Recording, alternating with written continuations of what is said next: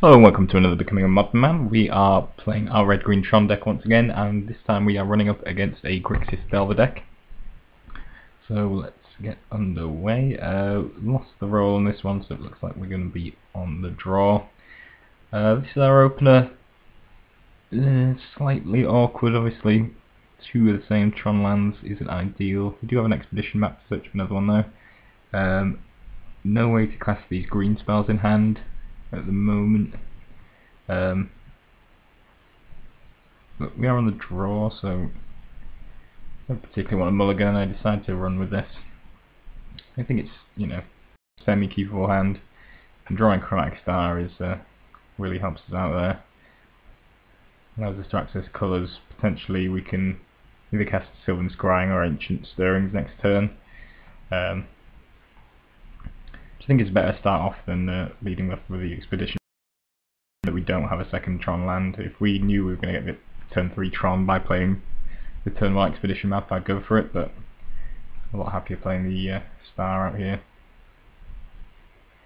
And play the Young Pyromancer.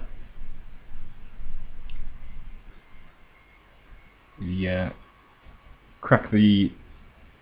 what was the sphere, was it? Oh. Crack the star for a green mana. See what we get. We don't hit another land, so I decide to Ancient Stirrings, and we get to put a tower into hand. So now we've got our second Tron land, we can play the tower, drop the expedition map, and then set up putting Tron together on turn 3. It doesn't do anything, which is quite surprising given he's got a Young Pyromancer in play. My guess is he's holding up counter magic. He also missed a land drop, which is not great for him. So I'm going to crack the expedition map here, go get the power plant. Obviously with the 2 mana available, I'm just going to run out a couple more expedition maps. So with Tron in play, it's not too upsetting if they somehow get blown up or something, but it seems unlikely in game 1. Attacks for 2 with his Young Pyromancer, passes a turn back.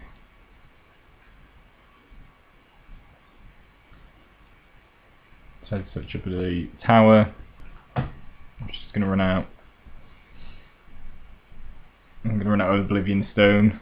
Maybe we were better off just trying to drop a bigger threat, but I assumed he had counter spells, so I didn't really want to play one of Karn or Worm Coil just into a counter spell, so I decided to drop the Oblivion Stone. I suppose that gives him the inclination not to play more threats down onto the board, but really if he's not pressuring me all that much, then that's a good position for me in general. So happy just to pass the turn with that up. So Scours gets an elemental, attacks me 3, put me down to 15. Feel fairly comfortable where I am. Expedition map. In search of Ivug, racked up a lot of Tron lands, and might want to hit an Emrakul or something later on, so seems like a good idea. Now with a lot of mana in play, I'm happy enough to run out this Worm Coil and see what happens. I've also got Ivug to search up more threats, so preserving threats isn't that concerning. But try some mana leak, obviously we've got enough mana to deal with that, so that's fine. And then we've got a Worm Coil on board, which makes Young Pyromancer not that scary a threat. Ancient Stirrings into another Urza's Tower, drop a Chromatic Star. That's a turn. We're really in a lot of control. There's probably a quicker way of just finishing off this match. Perhaps if I'd been a bit more bold, but we're definitely well in control of this match. Opponent still hasn't found a third land drop, and I'm just able to drop threats. I can't just plus him because we don't want him to die if we happen to minus him. You know, don't want him to die to a bolt or something, which would be less than optimal. Although exiling Steam Vents is quite a tempting option. So just leave the Worm Coil back to protect Karn. And we don't particularly need to. We'll put the Delver, which is fine. Just put Fate Counter on my Karn. And there's no particular need to minus. If I was playing against the twin deck, I would probably get rid of the Steam Vents or something. But as it is, I think we can just keep plussing Karn and putting our opponent down on resources in hand and just see out the game like this.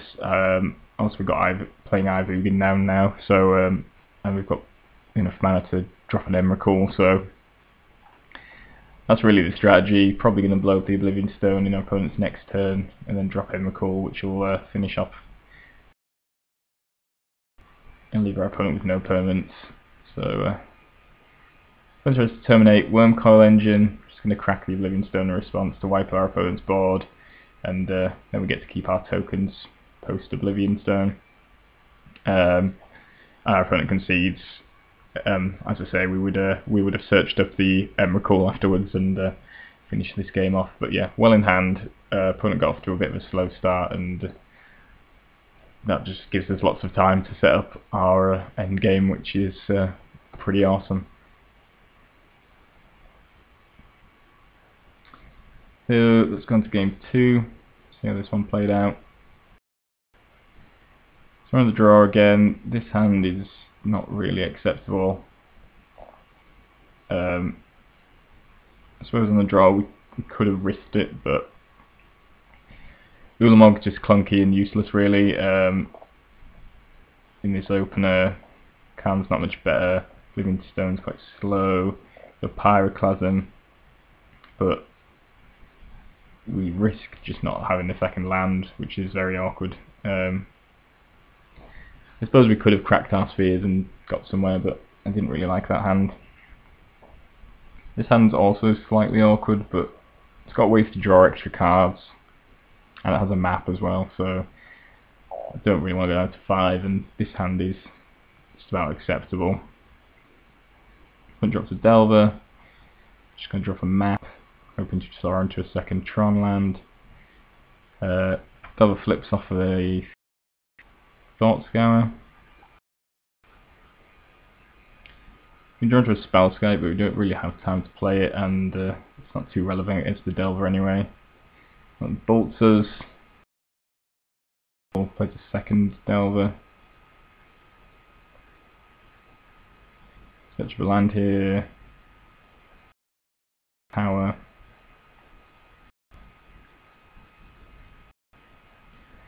Right, the second expedition map on the hope that we can then put Tron together next turn and then try and find what we need. But really what would be nice at the moment would be a Pyroclasm. So maybe we should for that, I guess. Down to 5 here, and our opponent has Fox Bolt and Lightning Bolt to finish it off. So yeah, opponent came out with blocks quickly there, and yeah, managed to wrap it up before we really got anything going, which is the best strategy against Tron in general. So let's move to the game 3.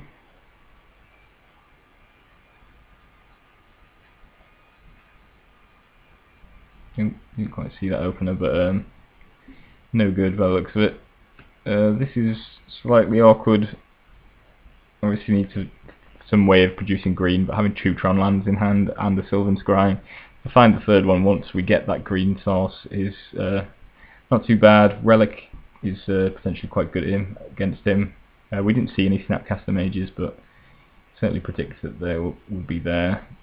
Or Tasiga, which, you know, equally is a good reason to have a Relic around, and we've got a Spellskite as well, so that could hopefully see us into the later stages of the game, which is where we want to be. Opponent just runs out of Blood Crypt, no first turn play, so that's definitely something we would like to see. We drop the Spellskite and pass the turn.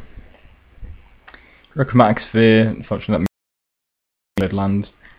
Could have cracked the Sphere straight away just to see if we get the land, but I feel like that's kind of a waste when we've got the Sylvan Scryings there. I suppose probably the better strategy would have been to pop the relic, but I kind of want to keep the relic around to get rid of stuff from his graveyard, if possible.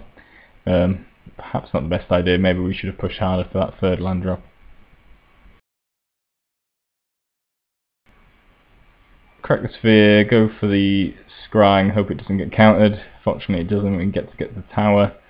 And now we've got our Tron online, which is awesome. Kind of confused about what's going on in our opponent's hand.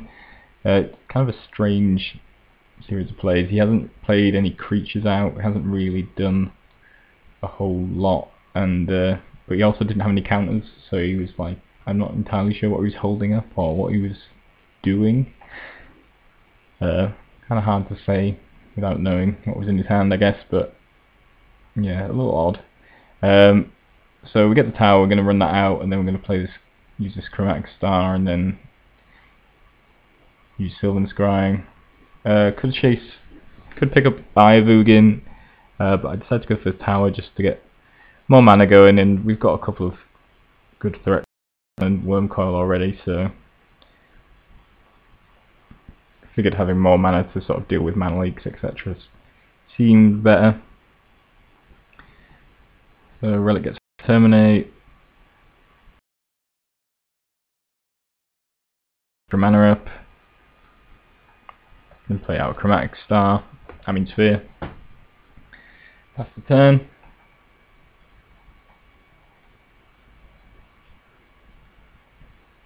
Bolts me, which is not very effective. Looks like he's going to drop a Tasiga there. Yeah, I probably should have exiled the Lightning Bolt at end of his turn, which I just missed, I think. Looks like he was going for a Tasiga, but he ended up conceding. He is very much behind here, which is not a position you want to be against with Tron. I've got my Tron online, and he is very much behind the 8-ball here. And I dropped Khan, and then things would have probably looked pretty bad for him. I'm really not sure what was in his hand, where he didn't seem to have counter magic, but he also hasn't played any of his early threats, so I don't know if my opponent played it badly. But yeah, in general, Grixis Delver and these sort of Grixis decks tend to be quite good for Tron, at least in my experience, mainly because they're not always that fast, and they kind of rely on being able to control the game, which they can against other decks, but against Tron, the more time we have, our strategy just goes over theirs. Like, if we drop an Emrakul, there's not much they can do about it. It can't be countered, and it's going to end the game.